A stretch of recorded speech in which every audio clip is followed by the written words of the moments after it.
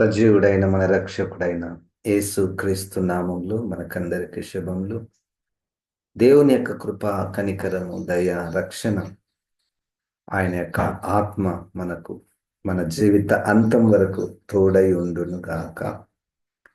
యోబు గ్రంథాన్ని క్రమముగా ధ్యానం చేయడానికి పరిశుద్ధాత్మ దేవుడు మనకు సహాయం చేయుచున్నాడు. మన ఆధారము పరిశుద్ధాత్మ దేవుడే.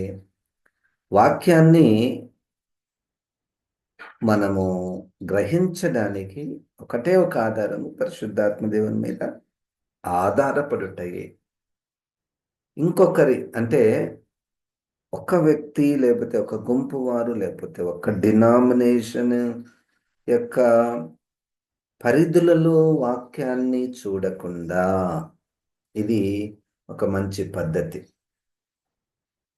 ఇట్లా అనకూడదు. మా మా చర్చి ఈ వాక్యాన్ని ఇట్లా నమ్ముతుంది, ఇక మాకు ఇదే అని కాకుండా వాక్యము అది పరిశుద్ధాత్మ దేవుని ఆధీనములో ఉన్నది.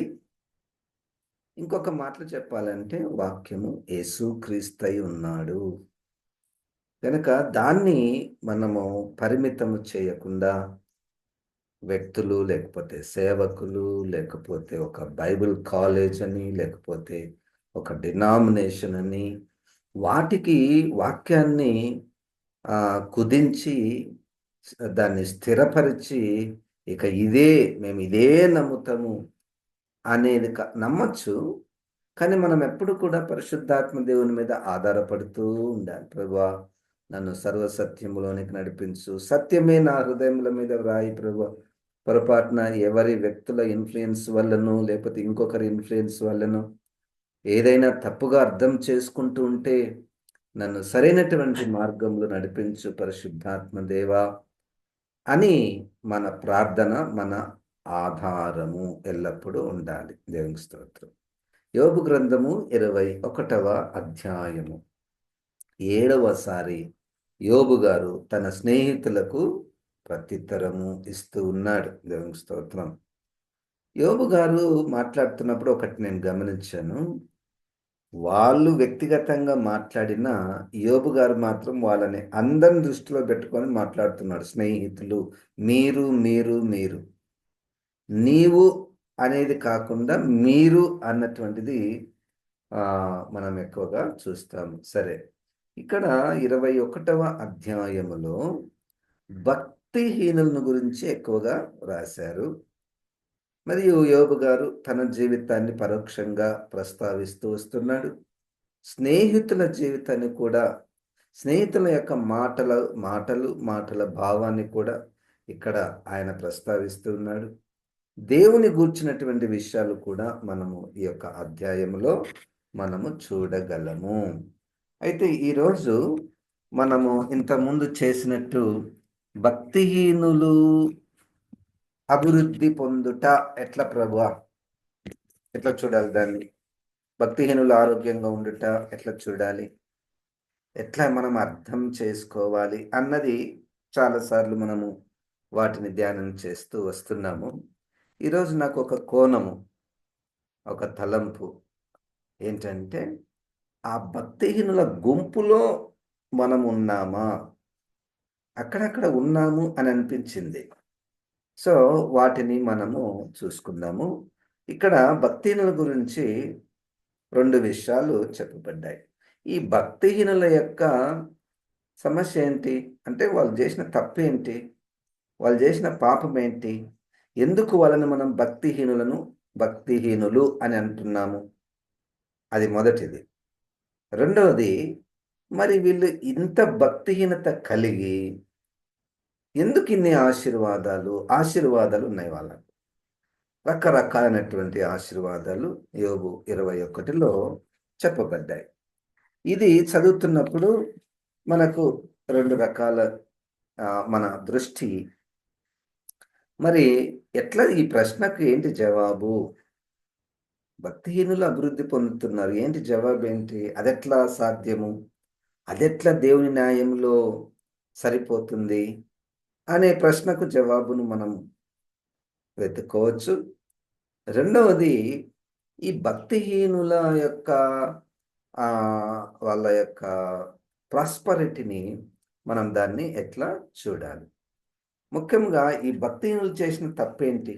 అంటే 14, 15, 16 వచనములలో వారు అంటే భక్తిహీనులు. నీ మార్గములను గూర్చిన జ్ఞానము మాకక్కరలేదు అని అంటారు. నీ మార్గములు, నీ అంటే దేవుని యొక్క మార్గములను గూర్చిన జ్ఞానము మాకక్కరలేదు.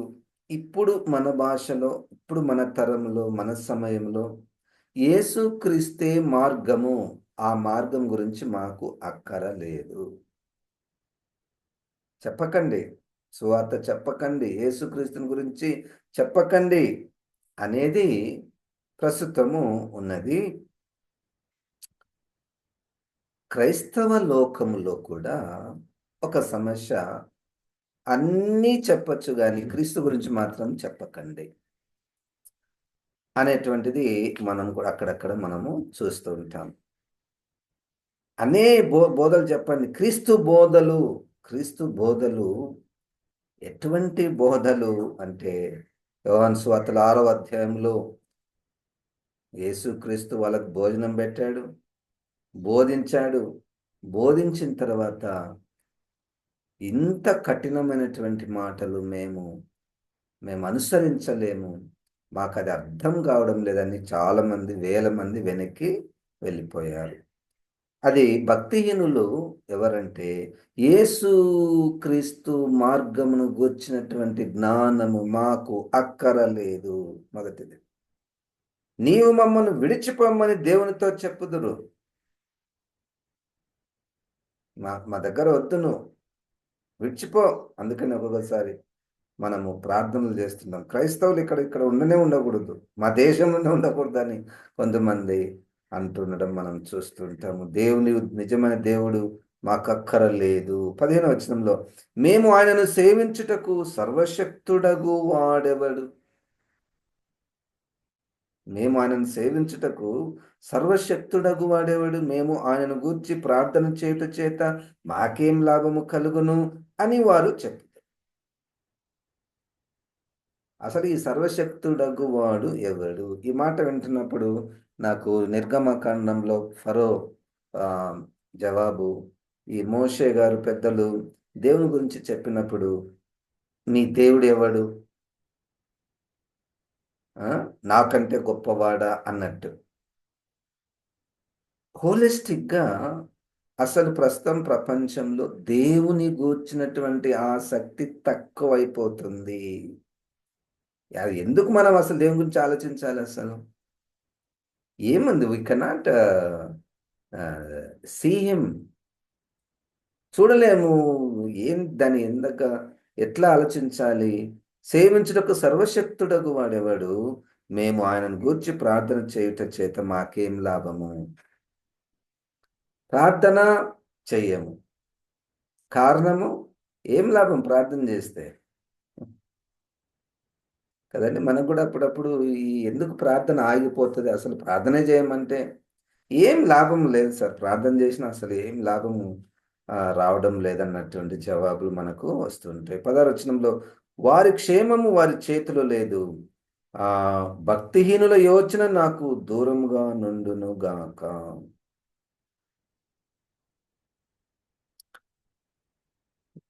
భక్తిహీనుల యోచన నాకు దూరంగా నుండును గాక. అంటే వారు ఆలోచించే విధానము నాకొద్దు అని యోబు గారు అంటున్నాడు. ఇది భక్తిహీనులకున్నటువంటి దేవుని గురించినటువంటి విషయంలో వాళ్ళు తప్పుగా అర్థం చేసుకున్నారు. సరే, మొత్తానికైతే వాళ్ళకు ఇప్పుడు దేవుని గూర్చినటువంటి జ్ఞానము, మార్గము, దేవుని శక్తి, ప్రార్థన మీద ఇవన్నీ మాకు వద్దు అన్న గుంపు వాళ్ళు ఉన్నారు. ఇంత ఉన్నా గాని మళ్ళెందుకు వాళ్ళకు అభివృద్ధి? చూడండి 6వ వచనంలో నుంచి. వాళ్ళు ఎట్లా ఇప్పుడు మనము ఈ లిస్ట్‌లో పెట్టుకొని చూడడానికి ప్రయత్నం చేద్దాం. నేను దాని మనసునకు తెచ్చుకొనిన ఎడల నాకేమీ తోచకున్నది. నా శరీరమునకు వణుకు పుట్టుచున్నది. 17వ వచనం, 7వ వచనంలో భక్తిహీనులు ఏల బ్రతుకుదురు. వారు వృద్ధులై బలాభివృద్ధి ఏల నొందుదురు. అప్పుడప్పుడు కొంతమందిని చూస్తుంటే వీనికి సావే రాదంటుండు. ఈ ఈమె చనిపోయినా బాగుంటుండే. ఈయన చనిపోయినా బాగుంటుండే. మా ఊర్లో ఒక అబ్బాయి ఉన్నాడు. ఎంత తాగుబోతంటే 24 గంటలు తాగే ఉంటాడు. 24 గంటలు తాగే ఉంటాడు. ఇక ఆయన ముందు ఇప్పుడు ఎంతోమంది మంచి మంచోళ్ళు, నీతిమంతులు, చిన్నపిల్లలు, పెద్దవాళ్ళు చనిపోతున్నారు గానీ, ఆ అబ్బాయి మాత్రం చనిపోవడం లేదు. చాలా చిన్నవాడు నాకంటే. అప్పుడు మనకు ఇంత భయంకరమైనటువంటి జీవితము కలిగి ఎందుకు బ్రతికున్నాడు అన్నటువంటి ప్రశ్న మనకు వస్తుంది. మొత్తానికి మనము వింటున్నప్పుడు పరిష్కారం ఏంటయ్యా అంటే, దేవుని తీర్పులు న్యాయమైనవి. నోరు మూసుకొనుండాలి. నోరంటే నోరు గాదు. ఈ ము మైండ్‌ని సైలెంట్ చేయాలి. అసలు ఆ తలంపే రాకూడదు. దేవుని గూర్చినటువంటి తీర్పు జ్ఞానముతో పోలిస్తే భక్తిహీనులు బతుకుతున్నారు. ఆ! ఇంకా చూడండి. వారు వృద్ధులై అన్న పదంలో ఏముంది? Long life.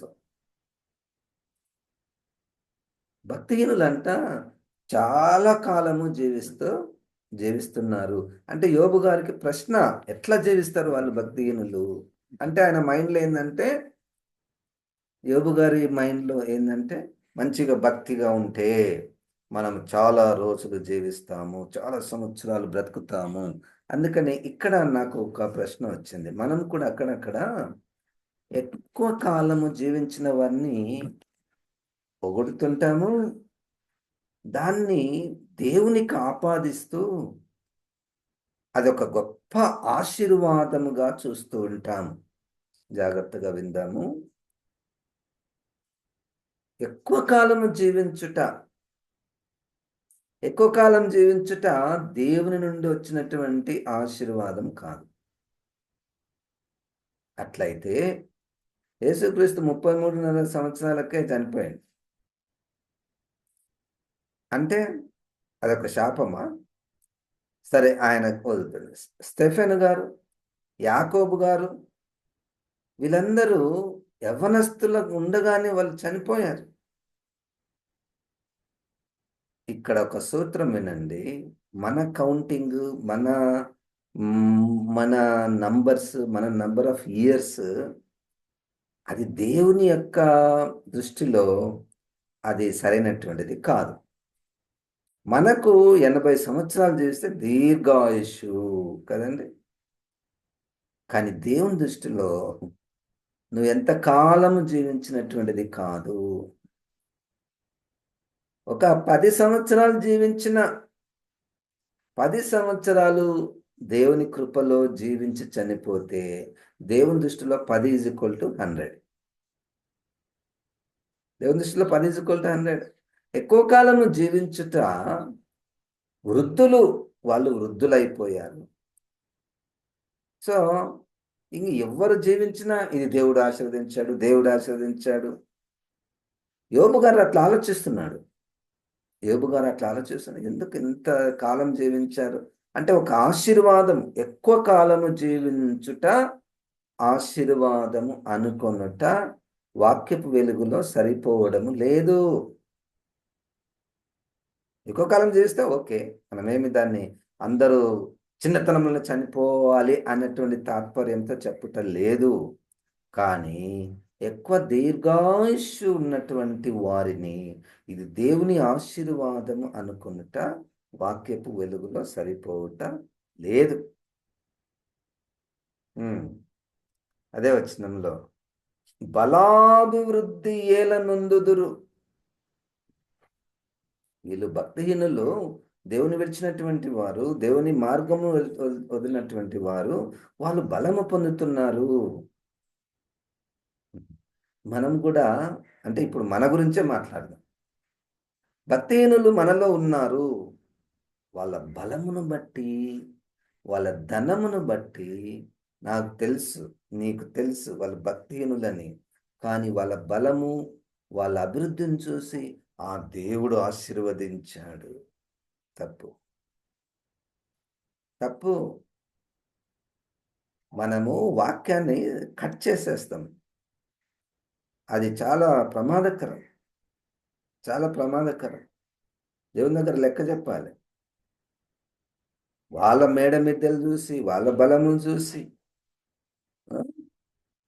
ఎట్లా వీళ్ళు అభివృద్ధి పొందారు అన్న తలంపే రాకూడదు. అసలది అభివృద్ధా? దాన్ని అభివృద్ధి అంటామా? భక్తిహీనులు క్రైస్తవ లోకంలో, సంఘాలలో భక్తిహీనుల యొక్క అభివృద్ధి దేవుని ఆశీర్వాదం కాదు. 18వ అధ్యాయం ప్రకటన గ్రంథములో క్రూర మృగము సారీ మహావేశ బబులోను పట్టణము అపవాది అనేకులను ధనవంతులుగా చేస్తున్నాడు. ధనవంతులు చేస్తున్నాడు. ఆయన అది ఆ స్ట్రాటజీ చూడు ఎట్టుందో. తర్వాత 8వ వచనంలో వారుండగానే వారితో కూడా వారి సంతానము వారు చూచుచుండగా వారి కుటుంబము స్థిరపరచబడుచున్నది. వారుండగానే వారి సంతానం. కొంతమంది అబ్బా! ఎంత ఆశీర్వాదం మనమలను చూసిండయ్యా, ముని మనమలను చూసిండయ్యా. అయితే ఏంటి? పాయింట్ ఏంటి? అది ఆశీర్వాదమా? ఓకే. కానీ అదే ఆశీర్వాదం కాదు. అరెరెరే! పిల్లలను చూడకుండానే చనిపోయాడే. చాలామంది మనము లోకము లోక ఆలోచనలతో మనం నింపబడి, లోక సంస్కృతులలో ఉన్నటువంటి ఆ సూత్రాలతో, సామెతలతో, ఆ! ఆచారాలతో నింపబడి, ఆ తలంపులన్నీ అట్లా ఉండి, ఇక ఏదైనా అదే అంటది. ఆ! మునిమనమలను చూస్తే ఆశీర్వాదం అని ఎట్లా ఉంది? ఎట్లా సరిపోతదది? కానీ ఇక్కడ యోబు గారు చూడు వాళ్ళున్నారు, వాళ్ళ పిల్లల సంతానం వారు చూచుచుండగా వారి కుటుంబము స్థిరపరచబడుచున్నది. స్థిరత్వము. స్థిరత్వం.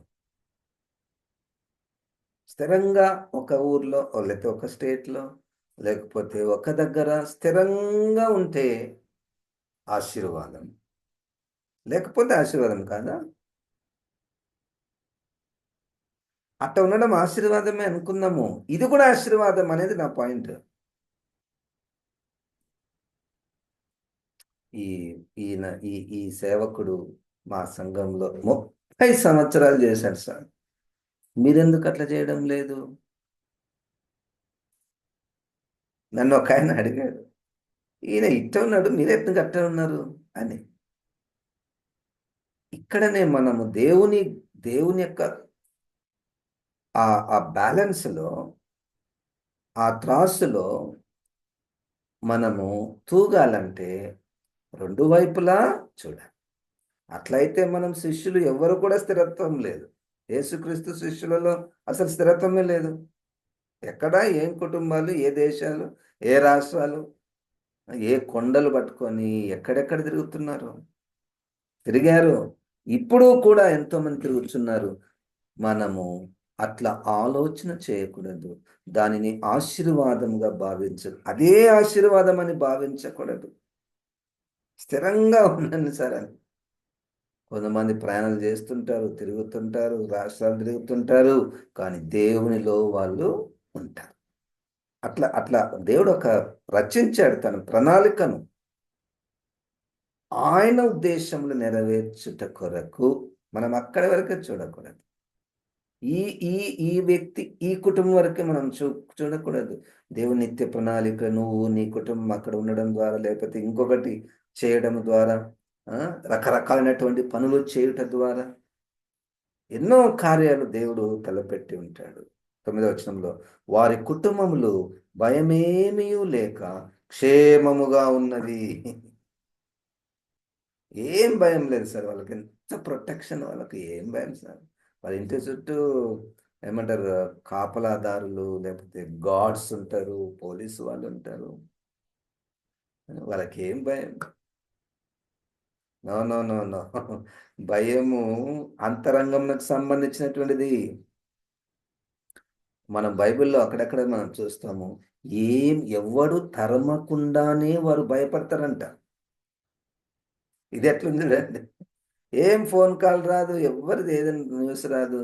అయినా వాళ్ళు భయపడిపోతారు. గనక వారి కుటుంబములు భయమేమీ లేక క్షేమంగా ఉన్నాయి. దేవుని దండము వారి మీద పడుట లేదు. దేవుడు వారిని ఎందుకు శిక్షించడం లేదు? హ్మ్. తర్వాత 10వ వచనంలో వారి గొడ్లు దాటగా తప్పక చూలు కలుగును. వారి ఆవులు ఈచుకపోక ఈనును.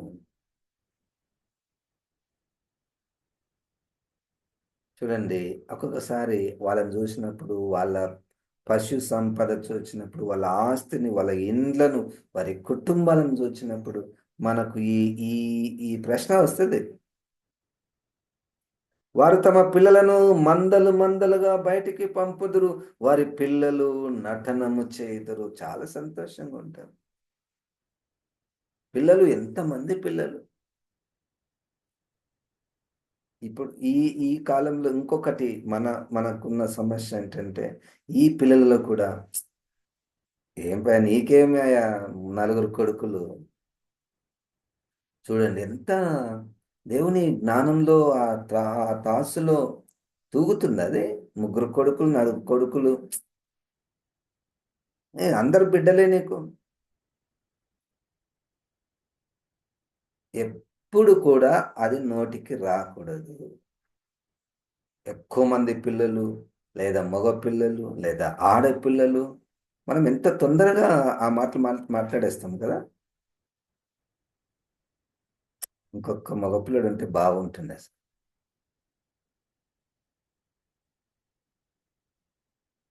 ఇక వీళ్ళు కూడా ఈ అందుకనే జెప్పాను, మనము సంస్కృతులతో నింపబడి ఉన్నాము. అది కూడా చీకటికి సంబంధించినటువంటిదే. దానివల్ల ఎంతోమంది గాయపడతారు. మనకు తెలీదు.